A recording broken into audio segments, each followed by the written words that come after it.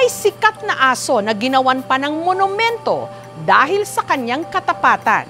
Si Hachiko na sa loob ng maraming taon, inaantay ang kanyang amo sa kanyang pag-uwi kahit matagal na itong patay. Sa Cebu City, meron ding asong ganyan. Sa tuwing may dumadaong na barko sa pantalan ng Pulang Bato sa Bogos City sa Cebu, ang asong ito nagiging aligaga. Hindi lang sinasalubong ng tahol ang mga barko, nakikipagsabayan pa sa mga tigahila ng lubid ng barko para ito'y makadaong. Ayaw bulutan.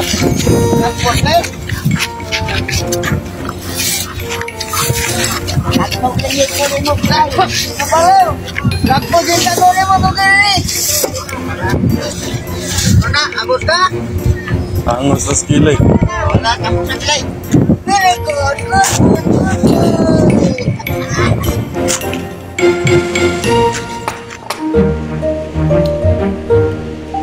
Siya si Kilay, isang aspin. Wow, good job! Ang galing naman ng aso na yan. God bless for your unconditional love and loyalty. At wag daw siyang pagtaasan ng Kilay dahil si Kilay, maliban sa napakasipag, hindi rin daw nangangagat. Lahat ng pasahero dito, walang problema. Parang hindi ko siya ordinary na aso. Pag nakikita siya ng tao, sinasalubong niya, para siyang nag-i-smile. Nung araw na yon, habang papalapit ang isang barko, si Kilay, tahol ulit ng tahol.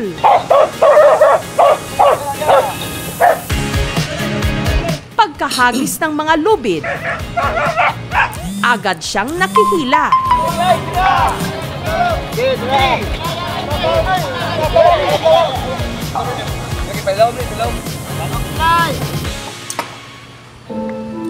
At saka nagmasid sa mga bumababang pasahero ng barko para bang may hinahanap na pamilyar na mukha. Maghilak ni siya, magkakitag na yung barko nga. Undang-undang nga, pagtuon niya na yung amo, gimingam ni siya ang amo. Ang amo raw kasi ni Kilay, iniwan siya sa pantalan, 3 buwan na ang nakararaan. Atay. Kwento ni JP, isa sa mga nag-aalaga ngayon kay Kilay, noong nakaraang taon pa, nung una nilang namataan si Kilay na pagala-gala sa pantalan. Kapag makahuli ka ng isda, tumutulong yan na dakmain niya yung isda para hindi mahulog. Sila na nga raw ang nagpangalan ditong Kilay. Dati kasi may kilay talaga yan sa mukha niya, kinilayan kasi yan siya. Galing daw sa Allen sa Samar si Kilay. Bigla na lang po yan sumakay doon sa barko nila. Hanggang sa kinupkup siya ng isa sa mga maintenance ng sinakyang barko na ang alias, yung madalas naman ipangalan sa mga pusa, Mingming.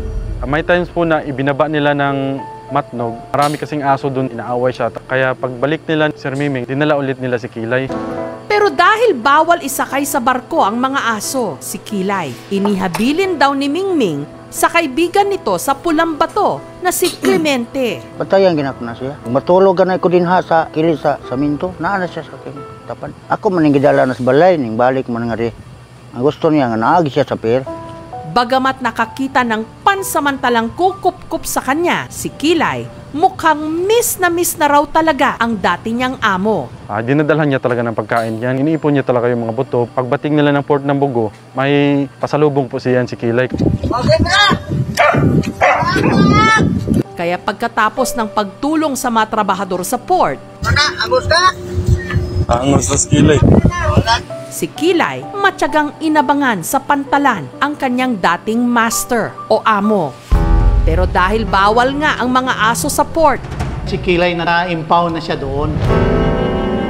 Yung dog pound po, nakaharap lang po sa dagat. Tuwing makikita po ni Kilay yung barko na dumadaan, umaalulol po siya. Tapos maingay, tapos umiiyak. Kaya dugay namin nagkuyog ba? Hindi may ganahan mawa, dis mua ba? kaya sina JP nakiusap sa pamunuan ng pantalan. Kaya ibinalik yan siya dito. Si Kilay naman po ay bakunado na yan. Nay! Hanggang dito na mas napamahal si Kilay sa iba pa ritong mga trabahador. Ako nang siya bakanon alas 7 sa buntag. Nya, puyog na siya sa kuha. Kung nanay dunggo nga barko. Lipay sad ko nga nitabang siya nga sa akong pag-alaga niya waday masayang ba. Ginawan pa siya ng mga ito ng sarili niyang bahay. May sariling pwesto na rin po siya dito habang wala pong barko at para tuloy-tuloy din po yung pahinga niya sa umaga. May sarili po siyang budget, binibilhan namin ng atay po ng manok. Hinaluan namin ng gulay, ng dugpod. Ano, gusto niya talaga na parang sinusubo ba? Pero nasaan na nga ba ang orihinal na amo ni Kilay? Mula raw kasi nitong Agosto, ang barkong sinakyan ni Mingming hindi na napadpad pa sa pantalan ng Pulang Bato. Nag-ibang ruta na po yung barko nila. Umuuwi pa rin naman daw ng Cebu si Mingming. Yun nga lang, hindi raw nag-cruise ang kanilang landas ng kanyang aso.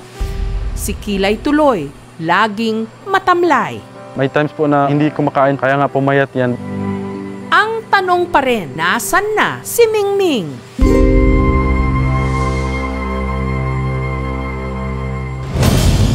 Sa pagtatanong-tanong ng aming team, naka-assign na pala sa barkong biyaheng Ormoc, Mandawi City sa Cebu. Tsukoy yung pangalan niya. Na-meet yun namin yung si Tsukoy doon sa Alin. Daot ka na siya pag saka diri among. Gusto na naawa lang kami sa kanya. Mga among gi-adapt diri sa Light 329. So, all gibi yung Tsukoy. Ay diri among labay-labayan naman ako na og bato niya. Iyan man ang kukuron. Yang labayon og kanang giya, yang kukuron, yang ibalik. Ano ba? Unsa lang pa lingaw-lingaw lang sa iyaha nga dili sa makuha sa barko ba. Pero paglilinaw ni Mingming, hindi niya raw gustong iwan doon si Kilay o Chokoy kung kanyang tawagin. Sadyang wala lang daw siyang oras at pamasahe para sadyain ang kanyang alaga. Halos 3 oras din daw kasi ang layo ng Bugos City mula sa Mandawi City. Ibibilin ka ng mga ito kay sakit sa sa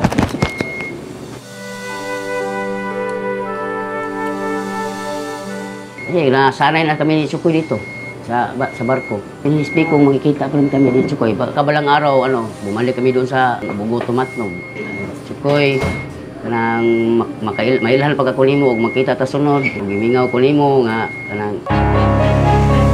Kaya nitong Biyernes, pagdaong ni Mingming sa Uwano Wharf sa Mandawi City, kami na ang sumagot ng kanyang sasakyan para bumiyahe papuntang Pulang Bato para sa wakas muli siyang makita ni Kilay matapos ang 3 buwan. Hindi ko masulti o unsay akong kung anong makita mi ba. Kuyaw-kuyawan siya. Muna kaila pa ba ka or wala na. Si Kilay, gaya ng inaasahan, nung mga oras na yon, nag-aabang ulit sa pantalan. Tsukoy! Hanggang may tumawag sa kanya na pamilyar na boses. Tukoy! Ang mga susunod na pangyayari, tukoy, patotoo sa pagmamahalang nagbibigkis sa mga aso at sa kanilang mga amo. Tukoy! Tukoy! Sa aming pagbabalik! Para makita ni Mingming ang alaga niyang si Chokoy na pinangalanan kalaunang Kilay. Mula Mandawi City, bumiyahe si Mingming ng 3 oras papuntang pantalan ng Bugos City. Nung mga sandaling yon, si Kilay naghihintay muli sa pantalan. Chokoy! Hanggang may tumawag sa kanya na pamilyar na boses. Tukoy! Tukoy! Tukoy! Tukoy!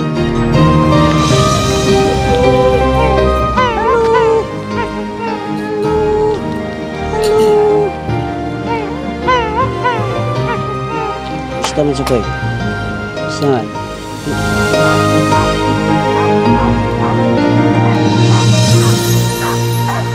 Kita na ko na si Tsukoy.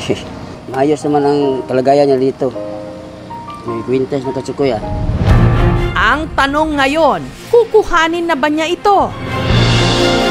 Marami po kasing gusto mag-ampon kay Kilay. O tuluyang ipagkakatiwala sa kanyang mga kaibigan? Kaya dugay namin nagkuyog ba. Hindi may ganahan mawa di sumua ba. Iiwan ko lang sa kanila nito kasi dito siya masaya. Ilagay nyo sa bahay yan, malungkot na yan, wala nang mag-alaga sa kanya. Alagaan naman mabuti. Marami din talagang nagmamahal kay Kilay dito. Huwag po kayong mag-alala. Pagkabait ka rito kasi iwan kita sa nag-alaga siya rito. Balik naman kami dito sa Bugo. Bisitahin kita ulit. Bago pa man po sila magdesisyon na kumuha ng kanilang pet, dapat po talagang pag-isipan nila itong mabuti dahil ang pangangalaga ng isang pet ay lifetime commitment. Ang kanilang katapatan at pagmamahal talaga namang walang katulad. Sana masuklian natin.